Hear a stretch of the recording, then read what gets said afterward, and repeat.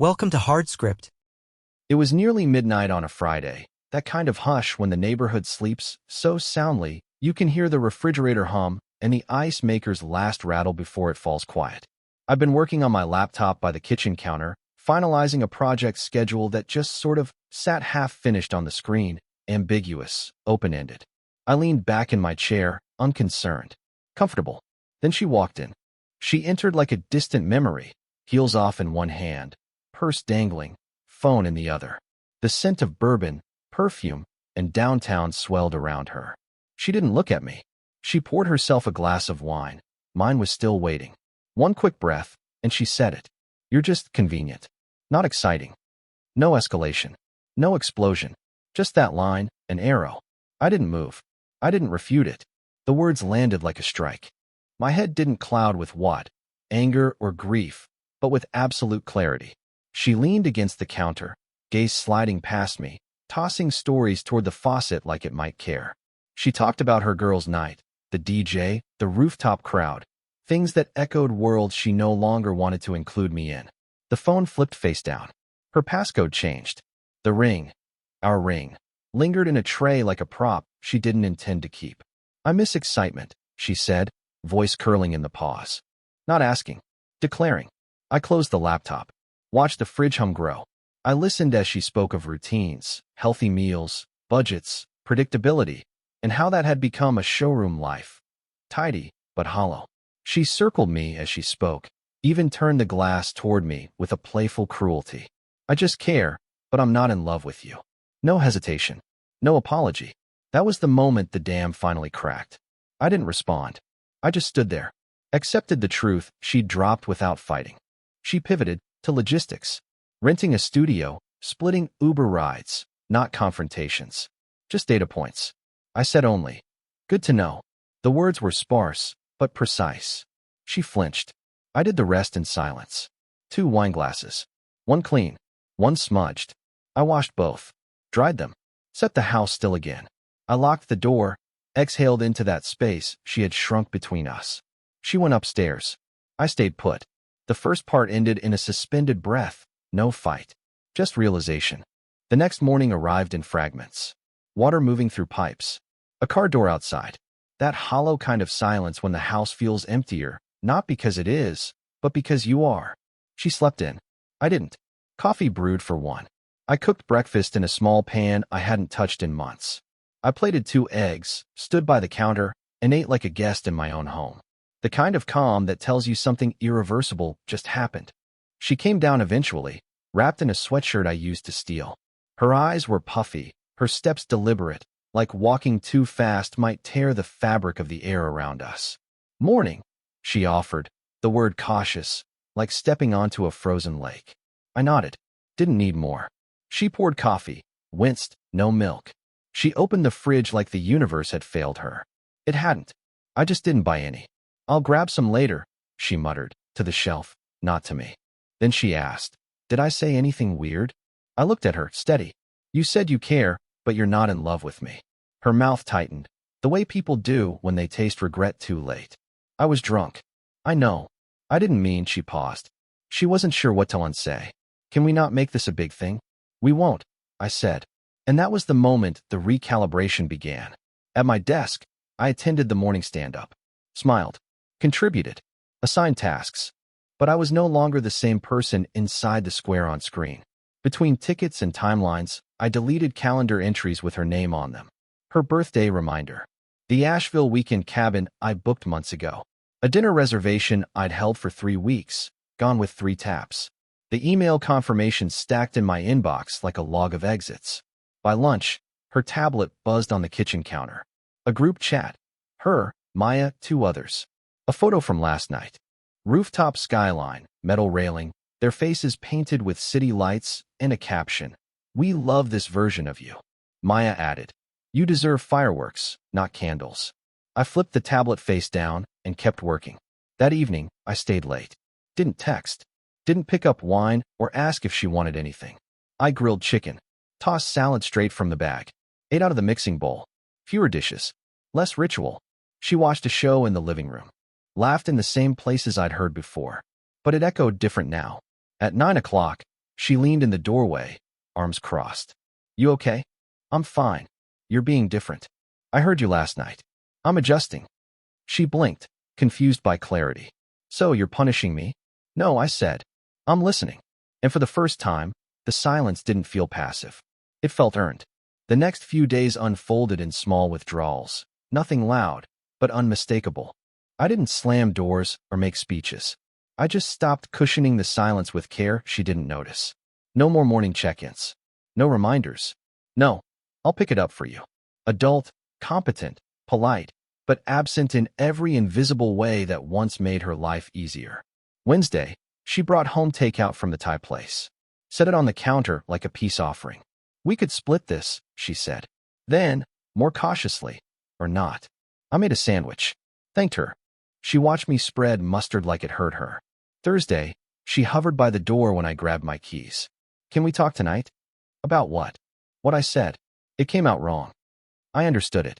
I shouldn't have dropped it like that. You did, I said evenly. And it told me what I needed to know. At work, someone commented during a one-on-one, "You look clear today." They were right. I pushed 2 stalled projects forward. Cleaned up a backlog I'd ignored for weeks. I wasn't dragging emotional noise like a shadow behind me. That night, I folded laundry. Stacked her favorite tops on the bed instead of placing them neatly in her drawer.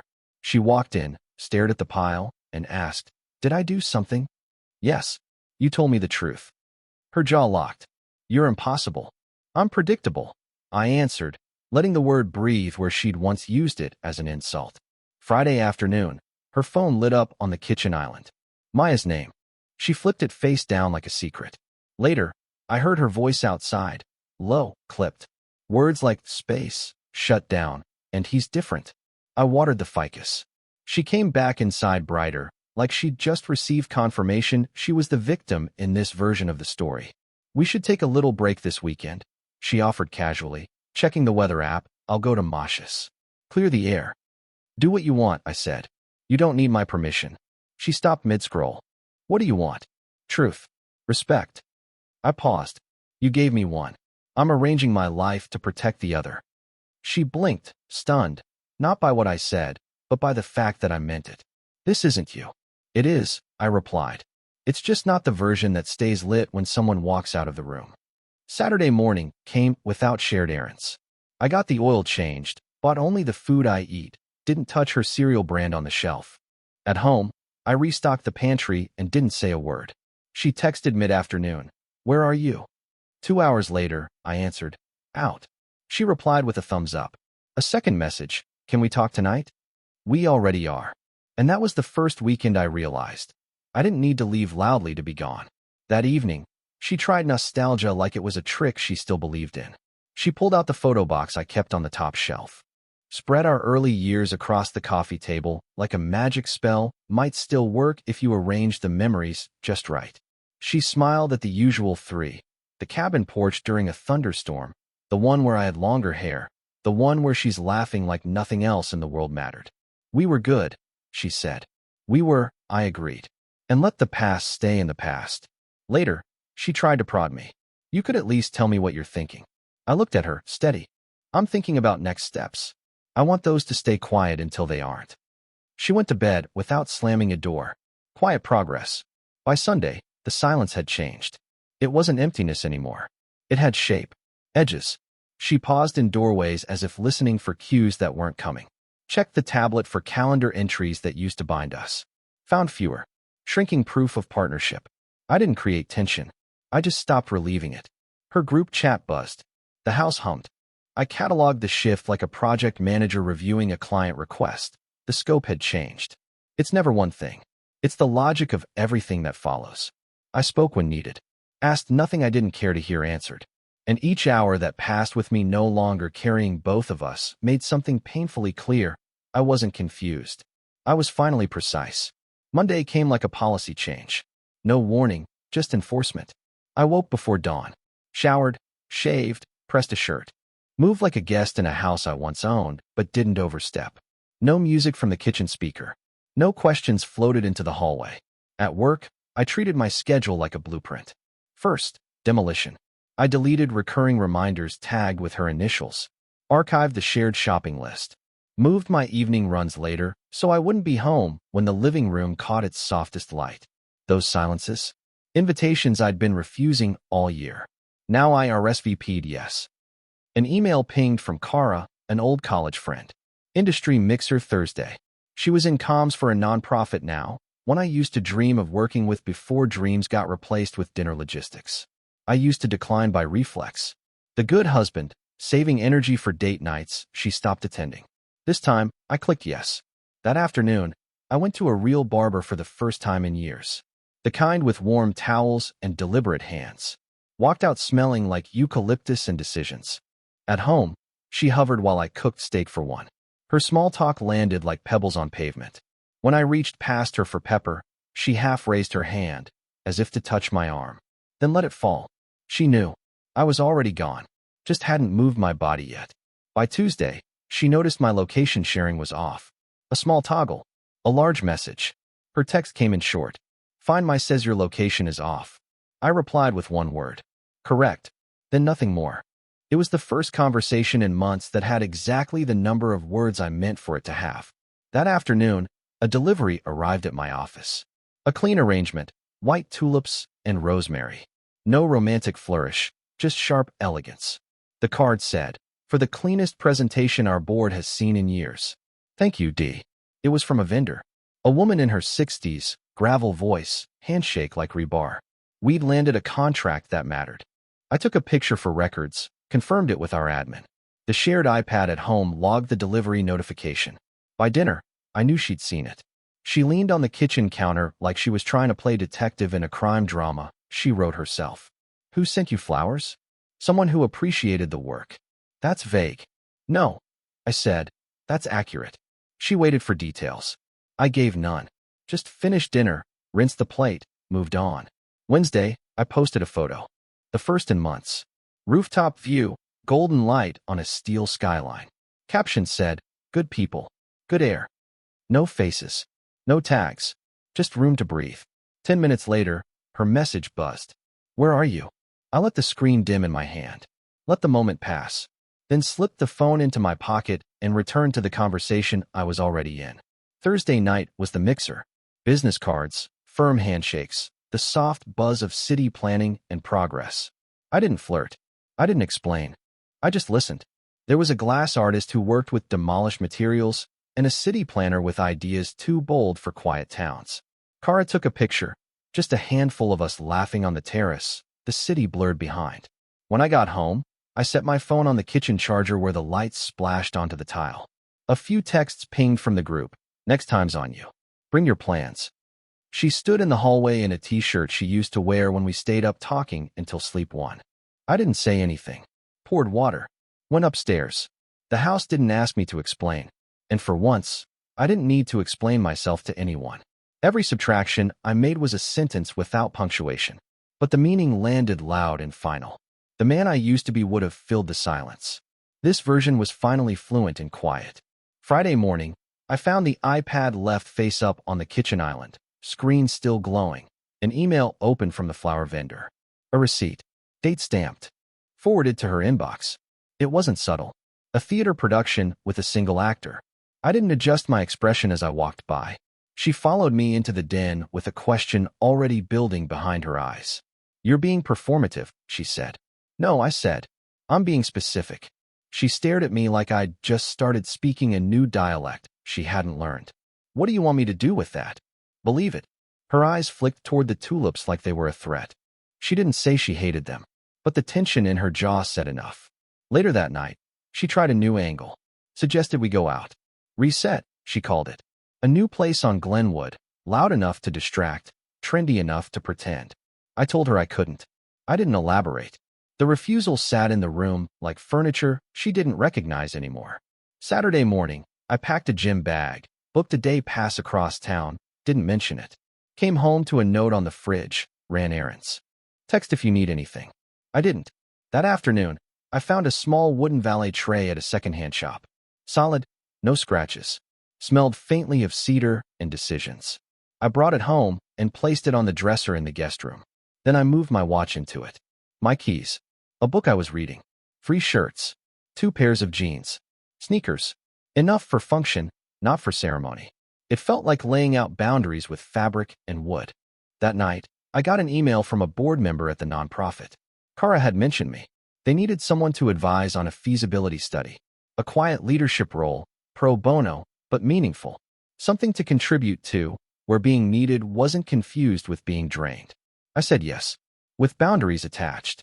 That evening, she brought home a craft beer from a brewery I used to like. The wrong kind, but close enough to prove she was trying. She also placed a book on the coffee table. Said her coworker raved about it. A title I might have bought a year ago. She didn't meet my eye, just left it there like bait. I thanked her and didn't open either one. She stood still, hands in her pockets. Then asked what had been sitting on her tongue all week. Are you seeing someone? I looked up. I'm seeing myself. Her face cracked into a bitter laugh. Don't be cute. I'm not, I said. I'm busy. That night, I slept in the guest room for the first time. And for the first time, I slept through the night. The first morning in the guest room felt like crossing a line I'd been towing for too long. The sheets were stiffer, the air colder, but my body relaxed in a way it hadn't in months. No tension, no silent negotiations under the covers. Just space. Real space. She didn't ask why. She just made the coffee stronger. Burned eggs on purpose. Clanked every plate like it owed her something. I sat in silence through it all, scrolling through headlines I wasn't reading. Later that afternoon, her sister dropped by. I overheard them from the hallway. You okay? Her voice cracked. He's just gone. He's here, but not. The sister hesitated, then said something that changed everything. Well, what did you expect? That silence afterward was the loudest I'd heard in weeks. At work, I stopped responding to texts that didn't serve me. Declined 2 after-hours meetings. Took lunch alone in the courtyard, no headphones, just the wind. A coworker joked I looked like a monk. I smiled and kept chewing. Peace wasn't loud. It was earned. At home, she started noticing the distance more than the silence. She lingered in doorways. Watched me from behind a cup. Folded my laundry like it meant something. The kind of gestures that come not from guilt, but panic. One evening, she sat on the couch as I passed through the living room, phone in hand. Are you going to talk to me at some point? I paused, looked at her without pausing my step. We talked for years. You just stopped listening. She blinked like she didn't expect clarity to sting more than shouting. That night, she tried to come into the guest room. It's just cold in there, she said. I didn't move. There's a blanket in the hall closet. She lingered, but I stayed silent. And silence, by then, had stopped being uncomfortable. It had become armor. Over the next few days, the house became 2 territories. Shared walls, divided worlds. She cooked only for herself. I cleaned only what I used. Chores once shared now split by invisible lines. I wasn't trying to punish her. I was simply done sharing energy with someone who treated connection like a chore. When people talk about isolation, they imagine loneliness. But there's a version of it that feels like healing, where your thoughts settle without being questioned, where your evenings unfold without compromise, where your time becomes yours again. One night, I caught her watching me from the hallway. Her arms crossed tight, like she was cold or trying not to shatter. She didn't speak. She didn't need to. The truth was already there, visible, heavy, irreversible. And that's when I realized. She didn't lose me to someone else. She lost me to who I used to be. And that man was never coming back. The confrontation came quietly. No screaming, no slammed doors. Just a slow build, like pressure behind glass. It started with a knock on the guest room door. Soft. Hesitant. I didn't answer. A moment later, it opened anyway. She stood there in leggings and a hoodie, arms crossed, eyes darting like she was rehearsing lines she'd forgotten. We need to talk, she said. I didn't put down my book. Then talk. She flinched a little, like the invitation had landed heavier than expected. Why are you doing this? I turned the page slowly. Doing what? You know what I mean. Sleeping in here. Acting like a stranger. Ignoring me. I looked up, met her eyes with the same stillness I'd been building for weeks. You started ignoring me long before I moved rooms. She blinked, defensive tension rising in her shoulders. You could have said something. You could have told me how you felt instead of freezing me out. I placed the book on the nightstand. I did. For months. You just didn't hear me until the silence got loud enough. That shut her up. For a second. Then came the shift. Her expression softened. Eyes moist, voice lower. I miss us. I know things got hard, but I didn't think we were this broken.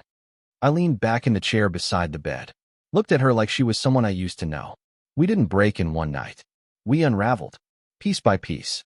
And every time I tried to tie one thread back together, you pulled away. She stepped into the room, carefully. So what, you're done? Just like that? Not just like that. I've been done. You're just now catching up. Her jaw clenched, tears threatening now. I thought you loved me. I nodded slowly. I did. Enough to fight for us. But love isn't supposed to feel like begging. And I won't beg. The silence that followed wasn't empty. It was final. She stood there a little longer, waiting for something, maybe a crack in my voice, a shift in my face, some proof I could still be pulled back. But I gave her none. Eventually, she left. The door clicked shut behind her, but the weight of that moment echoed louder than any argument could have. I didn't feel victorious. This wasn't about winning. It was about walking out of a cycle that never respected the man I was becoming. And in that silence, I felt something new settle in. Not sadness, not regret, just peace. The kind that comes when you finally choose yourself over staying somewhere you've already been erased. After that night, something in her cracked. Not visibly, not at first, but I saw the tremors. The way she hovered near doors, as if waiting to be noticed. The way her voice wavered whenever she tried to sound casual. The way she lingered longer at the breakfast table, hoping I'd speak first. I didn't. The collapse didn't come like a thunderclap. It came like a string of small failures that stacked up until she couldn't carry the weight anymore. One day, she left her phone on the counter while stepping into the shower. Messages popped up, group chats with her friends. One of them saying, "I thought you said he was clueless?" Another, "Didn't you say he wouldn't notice anything?" I didn't open the phone. I didn't need to. That night, she tried to cook dinner, her old favorite pasta dish she hadn't made in over a year. She lit candles, wore lipstick, played music we used to dance to. But I sat across from her, polite, measured, distant. She asked how work was. I answered in one sentence. She asked if I wanted to watch something together. I said I had other plans. By the end of the meal, she wasn't eating. She was staring, desperate for a reaction, any sign that I might still be reachable. I wasn't cruel, just steady. Steady in a way that made the silence deafening. Over the next week, she began to unravel in public, snapping at coworkers, skipping out on family gatherings. A friend of hers pulled me aside one evening and said, "She's not doing well. Maybe talk to her." I shook my head gently. I did. She didn't listen. The weight of consequence was finally landing, but not by my hand. I didn't sabotage her. I didn't speak badly of her. I didn't even change how I moved in the world. I just kept showing up differently, quietly, purposefully. People around her began to notice the shift, not just in her, but in me. Someone at a party asked, "You seem lighter. Did something change?" I just smiled. The moment that defined it all came on a Sunday morning. She stood in the hallway, hair unkempt, wearing the same hoodie from the night before. She looked like a stranger in a house she no longer recognized. "Are we done?" she finally asked. I looked at her for a long time. Then I nodded. No speech, no fury, just a simple truth that had long settled in my bones. She turned away slowly, and that was the first time I saw her truly broken. But I didn't move toward her, because her collapse wasn't my responsibility. It was the result of choices she made when she thought I'd never leave the table. The morning after her question lingered like fog. We didn't speak. Not over coffee, not during breakfast, not when we passed each other in the hallway. But it wasn't tension anymore. It was absence. The kind that settles in after something has already ended. I went for a long walk. Through the park, past the streets we used to explore together. I wasn't searching for clarity. I had found that weeks ago. I was simply walking through the memory of a version of us that no longer existed. When I got back, she was sitting on the porch steps. Legs pulled to her chest, eyes red but dry. She looked up at me without expectation. There were no more attempts to fix it. Just resignation. That's when I knew the silence had finally done what all my words never could. It reached her in a way conversation never did. I walked past her, quiet, certain. Inside, I grabbed the last of my things. Just a few items I hadn't taken when I moved most of my stuff out earlier that week. I'd made the process invisible. No drama, no visible boxes, just a slow, silent fade. She followed me to the doorway, said nothing, just stood there, arms crossed, like if she held herself tightly enough, maybe the moment wouldn't unravel completely. I turned to her, not out of cruelty, not out of triumph, but because I owed her the truth. I looked her in the eye and said, calm and clear, I didn't disappear. I just stopped showing up where I wasn't respected.